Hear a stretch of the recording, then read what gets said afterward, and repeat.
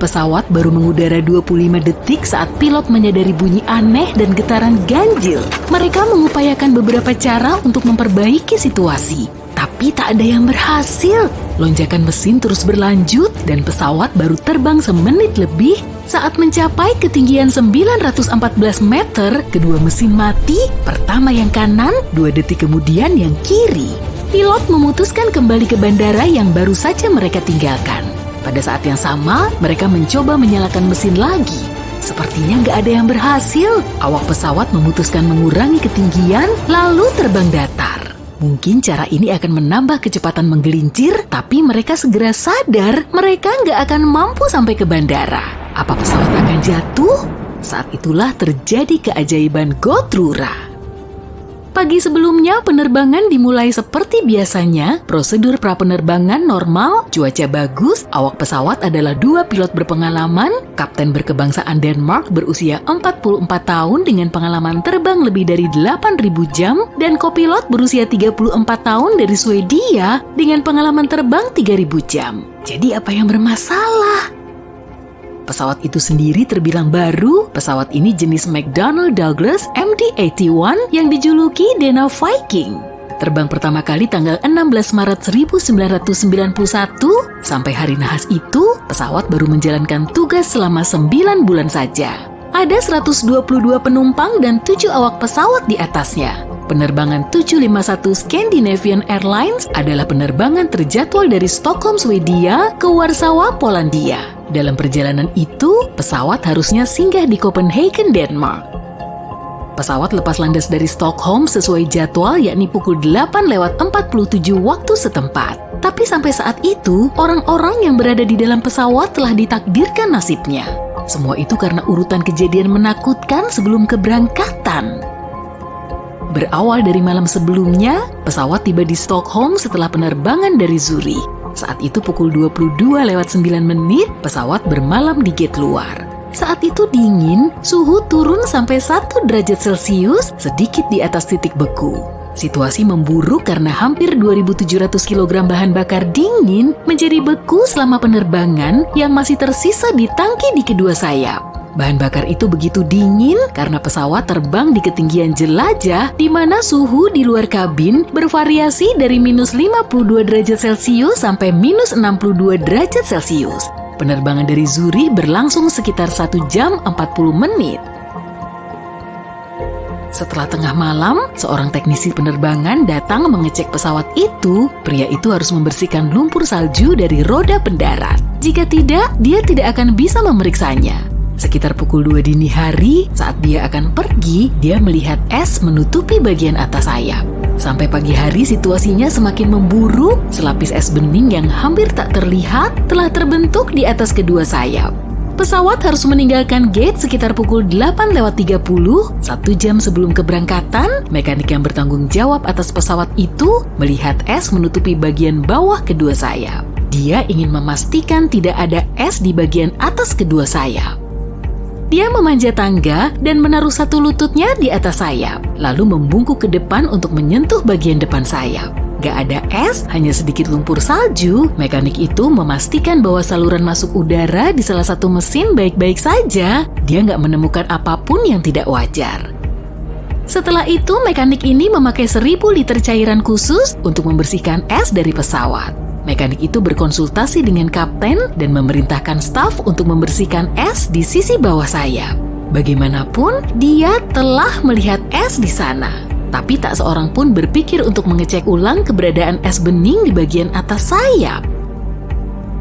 Setelah prosedur itu selesai, mekanik melapor kepada kapten. Di sini sudah beres, pembersihan es selesai. Tadinya banyak salju dan es, tapi semua sudah bersih sekarang. Kapten berterima kasih kepadanya dan melanjutkan prosedur prapenerbangan.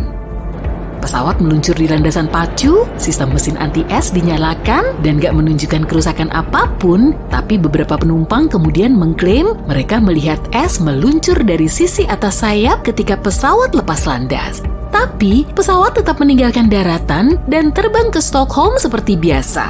Segera setelah lepas landas, beberapa keping es yang luput dari penglihatan itu pecah. Dengan kecepatan penuh, keping-keping es itu menghantam kipas mesin di dekat ekor di kedua sisi pesawat hingga merusak bila-bila kipas. Ini menimbulkan serangkaian lonjakan, sementara di kabin, Kapten penerbangan Scandinavian Airlines Paul Holmberg yang berada di atas pesawat sebagai penumpang melihat sesuatu yang tidak beres. Dia memberitahu kru kabin yang duduk di jamsit belakang bahwa mesin sebelah kanan melonjak. Awak kabin berusaha mengontak awak pesawat, tapi tanpa hasil. Kapten tak berseragam itu bergegas ke kokpit dan bertanya apa dia bisa membantu para pilot. Kopilot memberinya daftar cek darurat dan kapten memintanya menyalakan unit daya tambahan sebuah turbin kecil di ekor pesawat. Saran dan bantuan Holmberg tak ternilai harganya. Tapi, apa hal itu cukup untuk menyelamatkan pesawat dan orang-orang di dalamnya? Saat pesawat muncul dari awan di ketinggian 270 meter, para pilot sadar mereka tak akan punya cukup waktu untuk kembali ke bandara.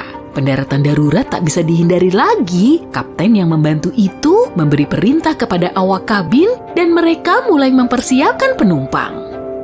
Ada ladang luas ke arah utara pesawat, tapi kapten sadar waktu mereka nggak cukup untuk sampai ke sana. Maka dia memilih ladang yang jauh lebih sempit di area berhutan searah dengan penerbangan. Lokasi ini nggak jauh dari desa Gotura di Uppland, Swedia. Pesawat cuma 30,5 cm di atas tanah saat kapten yang membantu mulai melebarkan sayap. Di ketinggian 55 meter, sang kapten melapor kepada menara pengawas Stockholm. Kami jatuh ke tanah. 7 detik kemudian, pesawat menabrak beberapa pohon dan kehilangan sebagian besar sayap kanannya. Sampai saat itu, roda pendarat telah dikeluarkan dan kecepatan telah dikurangi sampai 224 km per jam. Beberapa saat kemudian, ekor pesawat menghantam tanah dan patah. Pesawat terus meluncur melintasi ladang, masih dengan kecepatan tinggi. Pesawat bergerak sejauh 110 meter dengan roda pendarat utama meninggalkan jejak di ladang. Di satu titik, pesawat kehilangan roda pendarat utama dan hidungnya. Lambungnya patah menjadi 3 bagian, ajaibnya nggak terjadi kebakaran.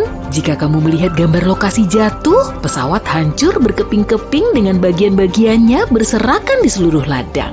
Sulit dipercaya bahwa 129 orang di atasnya selamat. Ini seperti mukjizat. Tapi ini berkat reaksi cepat dan instruksi tepat kru kabin kepada penumpang. Mereka nggak panik dan meminta orang-orang mengambil posisi brace tepat pada waktunya untuk mencegah korban jiwa.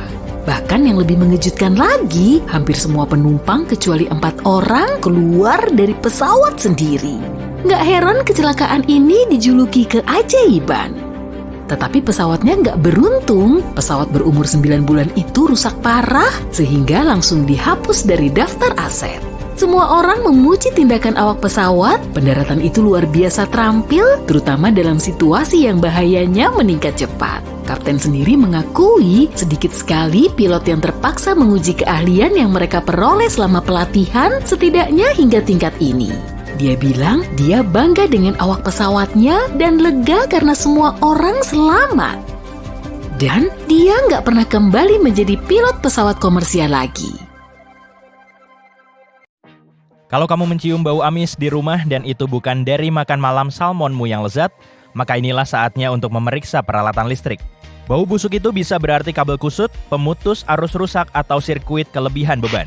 Dan aku beritahu ya, kabel-kabel yang dilapisi plastik itu mengeluarkan bau yang lebih buruk daripada roti lapis tuna yang dijemur di bawah sinar matahari. Jadi, jangan sampai kamu nggak tahu apa-apa dan periksakan sistem kelistrikanmu secepatnya. Kalau kamu mencium bau telur busuk di rumahmu, segera hubungi tukang ledeng. Alasan yang paling jelas adalah masalah saluran pembuangan dan saluran air seperti kontaminasi.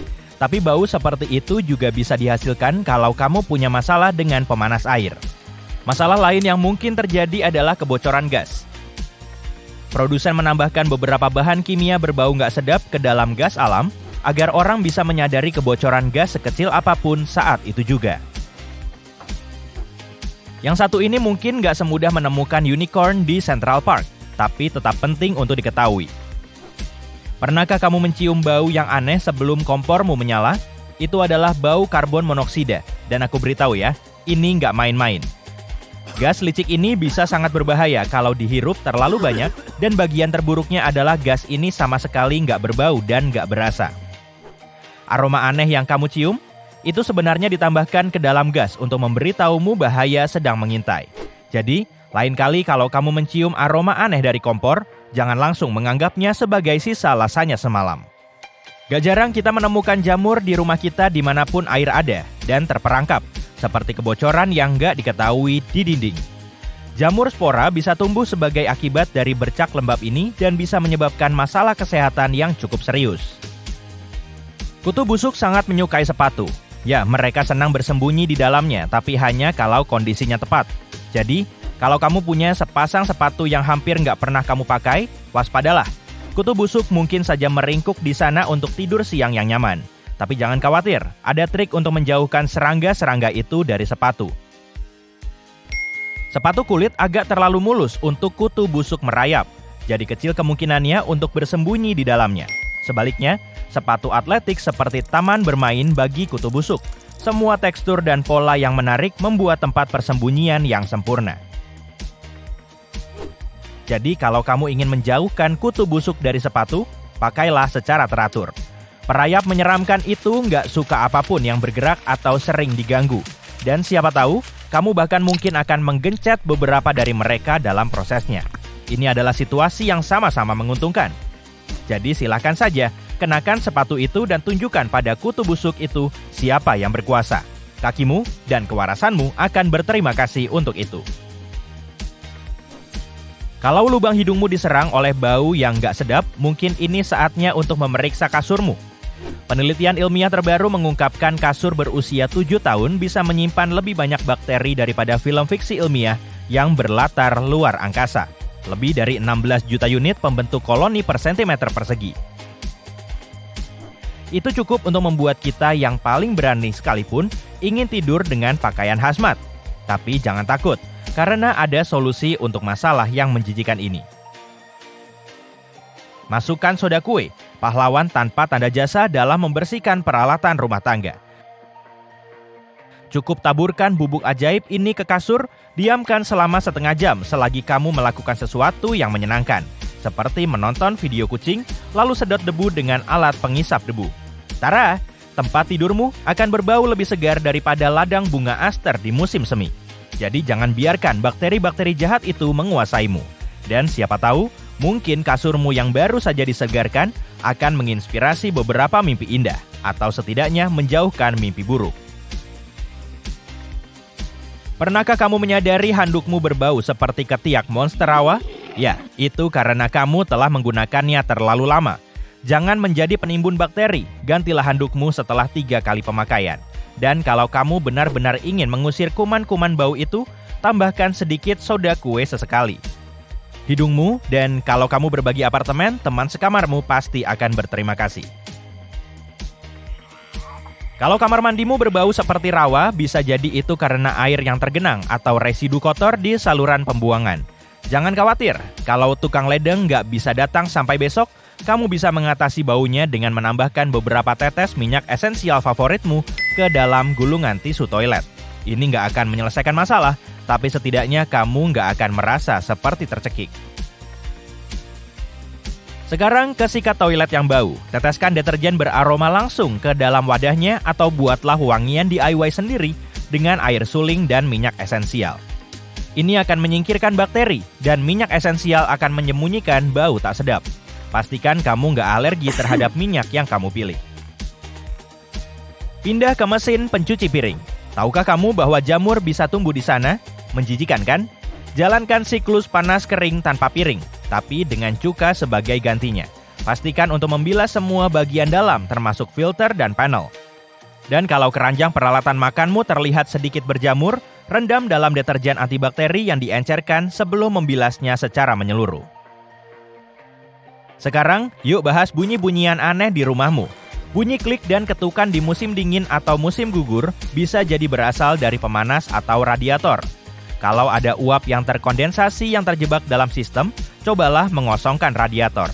Dan kalau kamu mendengar suara menggelegak, bisa jadi ada kebocoran air atau endapan di pemanas air. Matikan air utama dan dengarkan. Kalau suara berhenti, hubungi tukang ledeng. Kalau enggak, cobalah menguras tangki. Kalau kamu pindah ke rumah baru, periksa dinding dan langit-langit untuk mencari tanda bahaya. Cat baru bisa saja menyembunyikan sesuatu, jadi tanyakan kepada pemiliknya apa yang terjadi.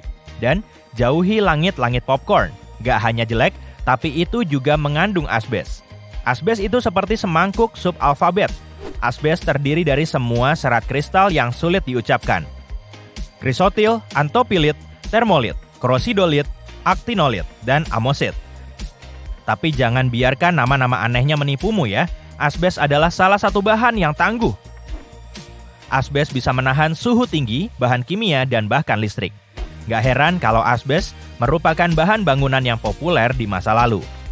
Asbes seperti ninja yang licik, bisa terurai menjadi serat-serat kecil yang sangat kecil sampai bisa melayang-layang di udara selama berhari-hari. Dan kalau kamu nggak sengaja menghirup serat-serat ini, itu seperti mengundang tamu berbahaya ke dalam paru-parumu. Astaga, jadi mari kita tinggalkan asbes dan jaga agar paru-paru kita tetap sehat.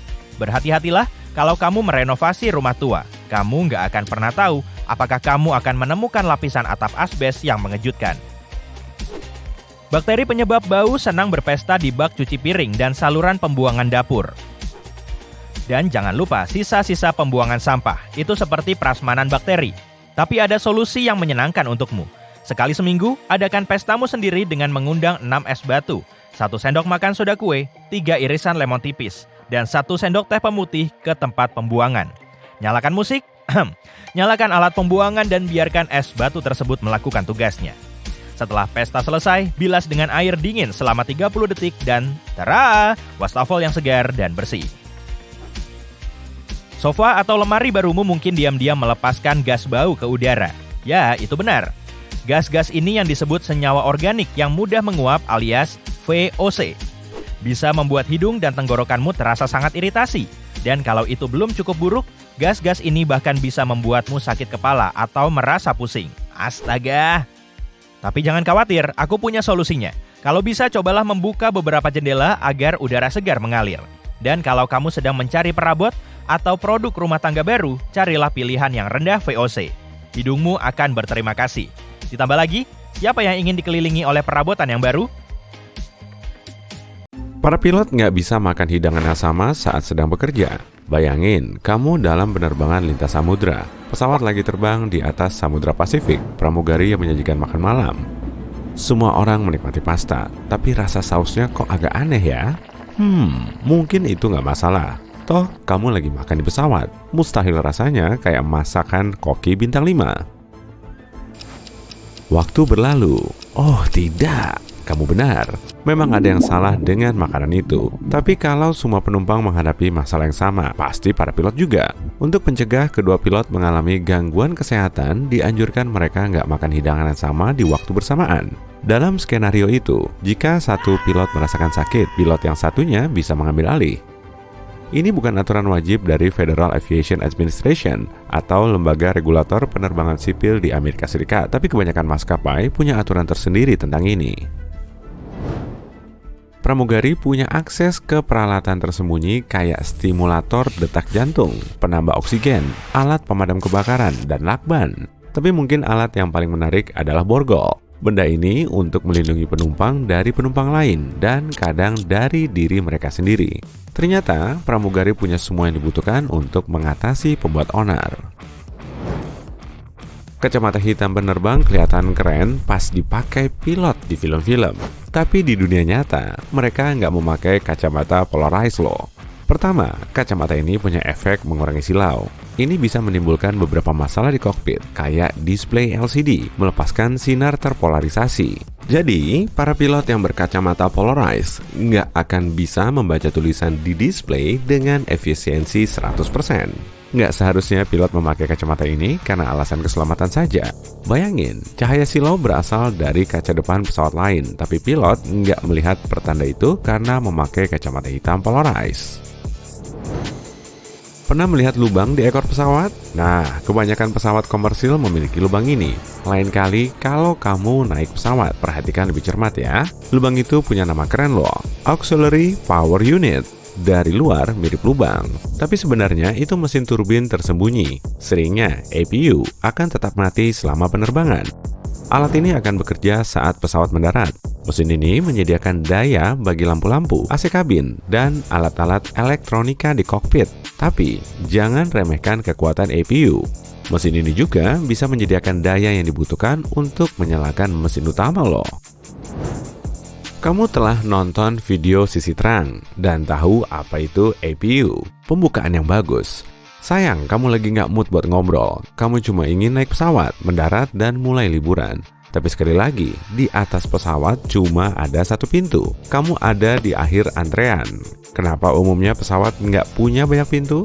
Menurut para ahli, masalah terbesarnya adalah jembatannya butuh banyak tempat.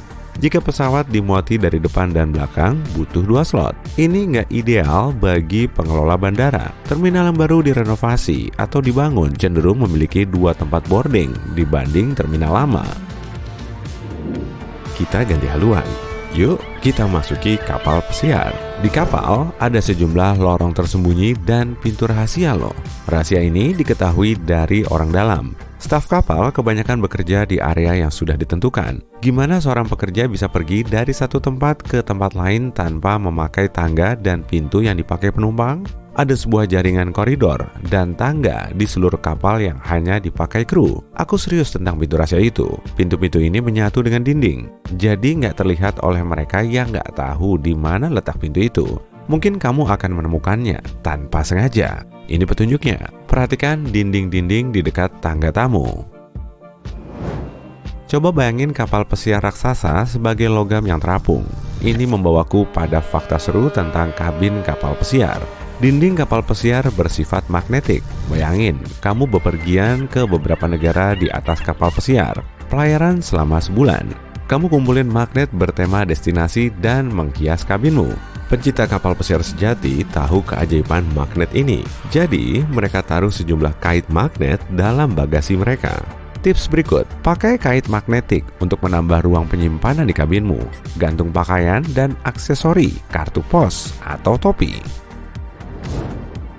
Omong-omong tentang kapal, kenapa sebagian kapal dan perahu punya lubang-lubang kecil yang terus-terusan melepaskan air?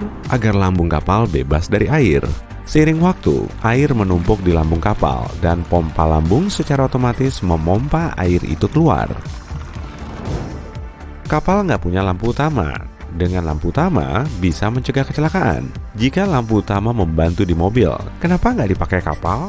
Lampu utama adalah sumber cahaya, tapi cahaya yang dihasilkan memantul kembali ke sumber cahaya di saat yang sama. Pada mobil, misalnya, area yang ingin kamu terangi sempit, dan kamu bisa langsung bertindak kalau ada rintangan di jalan. Di kapal, hal ini sulit sekali dilakukan. Sumber cahayanya harus cukup kuat untuk menerangi area yang ingin dilihat kapten. Kapal kargo besar, misalnya, butuh jarak lebih dari 1,6 km untuk berhenti atau mengambil tindakan. Selain itu, bayangin harus seterang apa lampu kapal untuk bisa menerangi seluruh area di depannya. Kapal saling melihat satu sama lain dengan berbagai jenis lampu yang disebut lampu navigasi. Lampu ini kecil tapi praktis. Mereka mengaturnya dengan cara standar hingga kapal bisa melihat satu sama lain. Serunya, mereka bukan cuma melihat satu sama lain dalam gelap, tapi juga saling mengerti gerakan dan arah masing-masing. Ini contohnya, bayangin sebuah kapal dengan 2 lampu navigasi, yang di bagian depan lebih rendah di dekat lantai kapal. Yang satunya, yang di bagian belakang kapal jauh tinggi. Ini berarti kapal itu bergerak ke kanan. Kapal ini bisa melewati kapal lain dengan aman tanpa menabraknya. Kereta api nggak dilengkapi dengan sabuk pengaman. Agak aneh juga. Tiap kali terjadi tabrakan yang melibatkan kereta, masalah ini muncul. Hampir nggak ada di dunia ini kereta api yang dilengkapi sabuk pengaman. Berbagai studi telah dilakukan seputar masalah ini. Sebagian bikin simulasi kecelakaan dan hasilnya mengejutkan. Dengan memakai sabuk pengaman di kereta, justru bisa berpotensi meningkatkan jumlah korban luka. Di mobil, sabuk pengaman sangat efektif untuk melindungi penumpang dan selalu dipakai. Logika di balik sabuk pengaman adalah melindungi orang ketika tabrakan menyebabkan berkurangnya kecepatan yang mendadak. Sedang kereta membawa begitu banyak momentum hingga nggak bisa berhenti dengan cepat. Di pesawat, penumpang memakai sabuk pengaman saat lepas landas, mendarat, dan jika terjadi turbulensi. Di kereta, nggak ada hal-hal seperti itu. Masuk dan keluar stasiun bukan risiko tinggi. Para ahli percaya fokus dan investasi adalah cara lain untuk meningkatkan keselamatan di kereta. Sekarang, kamu lagi naik kereta. Kamu lihat keluar jendela. Ada batu-batu kecil di sepanjang jalur kereta yang mengiringi perjalananmu. Secara resmi, batu-batu ini dikenal sebagai balas. Perannya sangat penting. Balas menyangga dan memelihara trek kereta. Batu-batu itu bukan ada di sana secara kebetulan. Sekarang, lihat batu-batu itu lebih dekat. Bisa kamu lihat, di trek kereta nggak ada satupun batu yang dipotong halus. Sebab ini bukan batu biasa yang dituang secara acak di rel kereta. Tiap batu punya tepi yang tajam. Tepi yang tajam saling menahan. Batu-batu ini melindungi rel kereta dari benturan keras. Bebatuan ini juga memudahkan drainase air saat hujan deras dan mencegah tumbuhnya rerumputan. Nah, bayangin kalau bebatuan itu diganti dengan kerikil bulat. Kerikil ini akan meluncur, lambat laun balas akan menyebar, dan trek kereta akan runtuh. Hal yang paling gak kamu inginkan untuk terjadi, terutama jika kamu penumpang kereta itu.